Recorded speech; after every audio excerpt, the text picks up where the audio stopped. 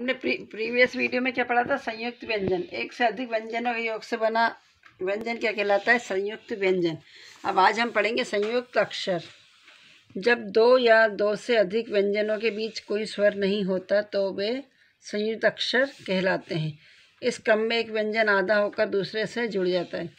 जब दो व्यंजनों के बीच में कोई स्वर नहीं होता है और एक अक्षर आधा होता है तो वो दूसरे के साथ जुड़ जाता है तो वो संयुक्त अक्षर बन जाता है। जैसे यहाँ पर दिया है आधा दा और धा मिलके क्या बनेगा? ध ध। तो ये क्या है? गिद्ध। तो गा में छोटी की मतलब गी, आधा दा और धा, तो क्या पढ़ेंगे इसको? गिद्ध। चा और छा, आधा चा और छा, तो आधा और चा छा मिलके क्या बनेगा? माँ, आधा चा और छा, मच्छर। ये शब्द मतलब जिस शब्द में आते हैं उसको व्यंजन कहते हैं और ये क्या कहलाता है? संयुक्त अक्षर। आधा पा और या मिलके क्या बनेगा? प्य। तो प्या से मिलता जुलता शब्द क्या हो जाएगा? प्याज। और दा और धा से गिद्ध, गिद्ध। मच्छर। का और खा मिलके क्या बनेगा? ख। तो मक्का और था मिलके थ। तो ये शब्द, कोई भी शब्द बनाने के लिए जब इसका इस्तेमाल होता है तो वो उससे पूरा शब्द बनता है संयुक्त व्यंजन, संयुक्त अक्षर से। पत्थर। आधा सा और का मिलके क्या बनेगा? स्क। तो स्कूल। तो इनका इस्तेमाल इसमें हो रहा है शब्दों को लिखने में। तो क्या हो गया? मक्खी, पत्थर, स्कूल। इन शब्दों से, संयुक्त अक्षर से मिलकर ये शब्द बने हैं। आधा पावरिया मिलकर क्या बन जाएगा? प्या। तो प्याला में आ जाएगा आधा पावरिया। प्याला, स्त, बस्ता, न्य, कन्या। आधा का और खा मिलके ख। मक्खन, स्वेटर, क्यारी। तो ये जो अक्षर हैं इनको क्या बोलते हैं? संयुक्त अक्षर। एक आधा व्यंजन और एक पूरा व्यंजन मिलकर जो अक्षर बनता है उसको संयुक्त अक्षर बनते हैं। संयुक्त अक्षर के इस्तेमाल से भी हम कोई सा भी शब्द बना सकते हैं। अब देखिए द्वित व्यंजन। द्वित व्यंजन क्या होता है? जब एक ही व्यंजन का एक से अधिक बार प्रयोग होता है तो उसे द्वित व्यंजन कहते हैं। जब किसी एक व्यंजन का प्रयोग एक साथ एक से अधिक बार होता है तो उसे इस क्रम में व्यंजन का आधा रूप अपने पूर्ण रूप से जुड़ जाता है। व्यंजनों का यह रूप द्वित व्यंजन कहलाता है।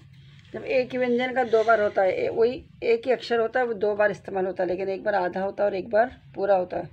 जैसे आधा का और का मिल के क बना, तो मक्का शब्द में इसका इस्तेमाल हुआ है। आधा का और का मक्का। आधा चा और चा मिल के च, तो बच्चा। न, गन्ना। बब, गुब्बारा। द और दा मिल के कद्दू।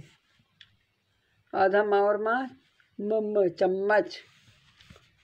ल और ता और ता, छत्ता। तो छत्ता में ये इस्तेमाल होता है। टा और टा मिल ट, लट्टू।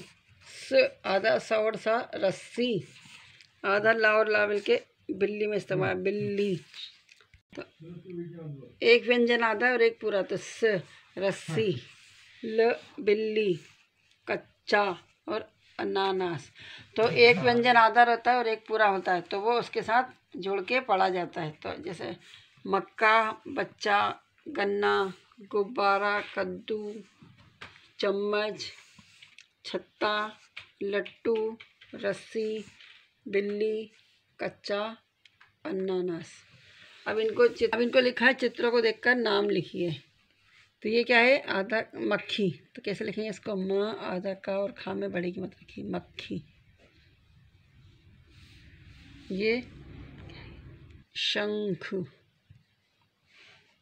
ये ज्ञानी।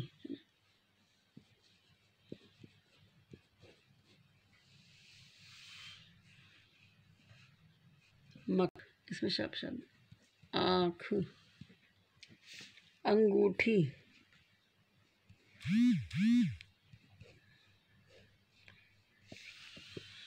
को लिखा संयुक्त शब्दों को संयुक्त अक्षर अनुसार उनके स्थान पर लिखिए। अभी ऐसा शब्द देखना जिसमें टाओ ठा इस्तेमाल हुआ है तो उसका देखेंगे। टाओ ठा वाला शब्द कौन सा? ये।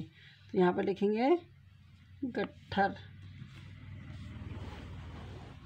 वाक्य। आधा का और या वाला ये है तो यहाँ पर लिखेंगे वाक्य। आधा पावर या वाला प्याज। आधा पावर या यहाँ पर है तो यहाँ लिखेंगे प्याज। शब्द। आधा बा और दा वाला शब्द तो यहाँ पे आएगा शब्द। ट और ठा से चिट्ठी,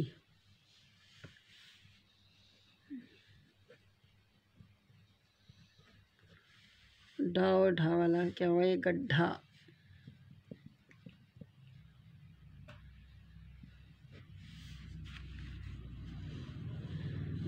गुड्डा, गु आधा, डा और डा गुड्डा।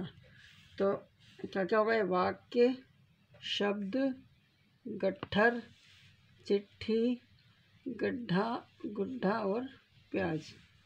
अब त्रा वाला शब्द लिखना है तो यहाँ पे लिखेंगे नेत्र,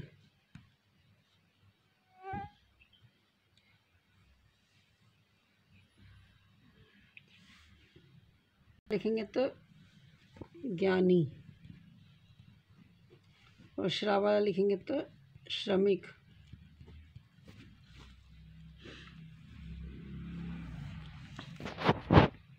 तो ये आज हमने क्या क्या पढ़ लिया, द्वित व्यंजन और संयुक्त व्यंजन और संयुक्त अक्षर भी पढ़ लिए। अब इनको आप घर पे रिवाइज करिएगा। Thank you, have a good day.